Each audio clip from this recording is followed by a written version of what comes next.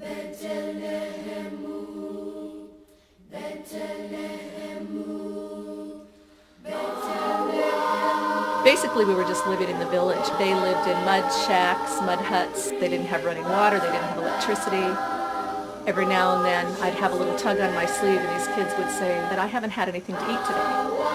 The woman holds up this skinny, emaciated baby, and she says, if God loves me so much, why is my baby starving to death?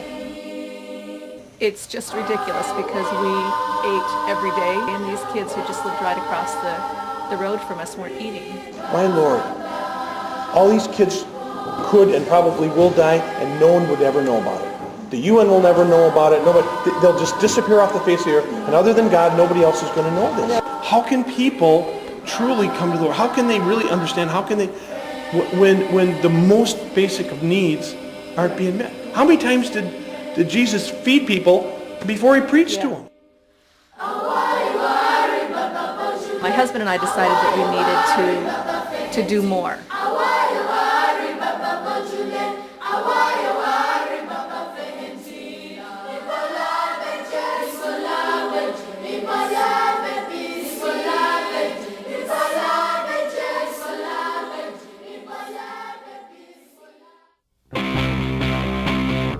I'm Mark Crea. I'm the Executive Director of Feed My Starving Children.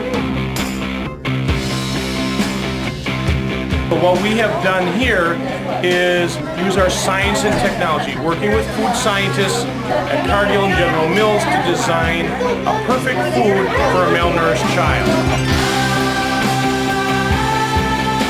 Here in Arizona this weekend we're packing 1 million meals, which is going to take over 5,000 volunteers. Our goal is not just to get these kids to survive one day longer, it's really to allow their bodies to thrive. Because when we silence their stomachs from the hunger pains, we're able to awaken their minds and their hearts to hopes and dreams that they've never known before. And that's really what we're all about. 5,000 people, that's a mighty big force to be reckoned with that is taking a stand against starvation and standing up for these kids and saying that their life matters and that their life has value. When you're standing there and a mother looks at you and says, you know, God bless you for saving my babies. There's nothing more powerful, frankly, than that.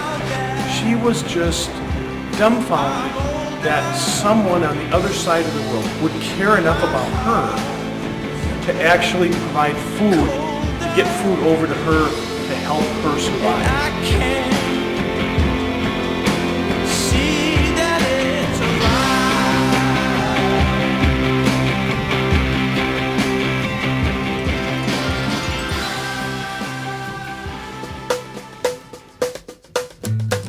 There's 4 ingredients that go into every single meal packet. So we've got our chicken flavoring, we've got our veggies, carrots and potatoes. Our 3rd ingredient is soy. Soy is our source of protein. The 4th and final ingredient is this white stuff at the top. You may be familiar with it. I don't know, we call it rice.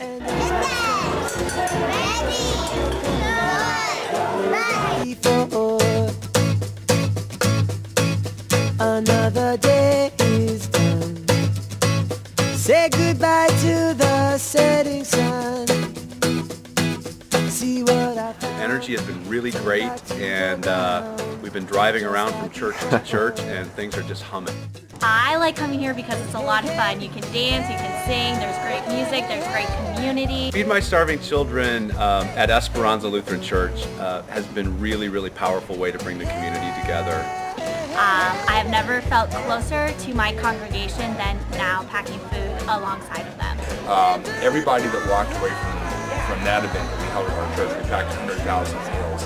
They went and told other people, family members, other members of our congregation. And not only did it get people excited enough to host an event, but it really sort of caught our church on fire.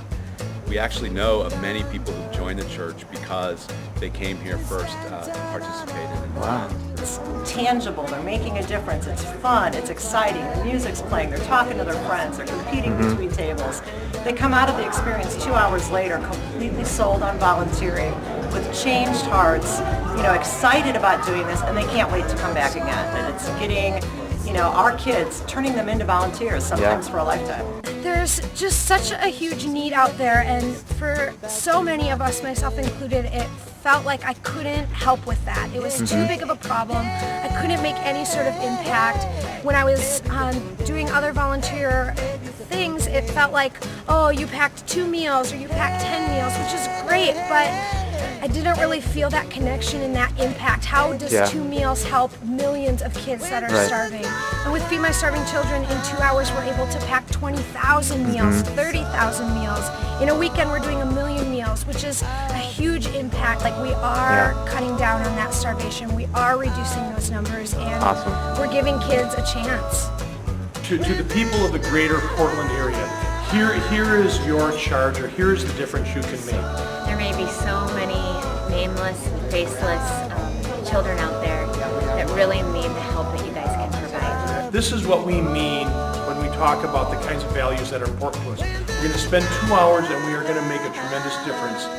Don't dip your toe into the Feed My Starving Children water unless you're ready to dive in. Once we get one going, I know that the community will be impassioned and invigorated to do even more. So you can do it, Portland, you can do it! If you haven't had the chance already, when you do this event, it's going to change your life. I guarantee it.